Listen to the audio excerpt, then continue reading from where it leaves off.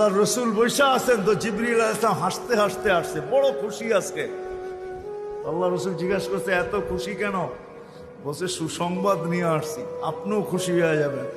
বলছে কি সুসংবাদ? 70,000 উম্মত আপনার হিসাব কিতাব ছাড়া জান্নাতে যাবে। তো শুনতে দেরি, চেহারা মলিন হইতে দেরি হয় না। তো জিবরিল আলাইহিস সালাম বললেন এটা কি? আপনি তো খুশি হওয়ার কথা, চেহারা মলিন হলো কেন? মাত্র 70,000, আমার সাহাবী তো 1.25 লক্ষ, কিয়ামত পর্যন্ত উম্মতের কি হবে? এই জন্য চেহারা মলিন। আপনি কি নিতে রাজি না?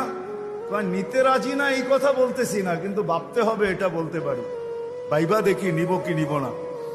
তো পাশে ওমর রাদিয়াল্লাহু তাআলা আনহু বসা, বলছে ওমর নিব 70,000, বিনা হিসাব কিতাবে জান্নাতে যাবে। যেমন উস্তাদ তেমনই তো ছাত্র হয়, পীর যেমন মুরিদও তো এমনই হয়, ঠিক না? হ্যাঁ, কি বলেন? সঙ্গী ভালো হলে আমিও ভালো হব, এটাই তো সত্য। নাহলে কোরআন কেন বলবে কুনু মা'আস সাদিকিন?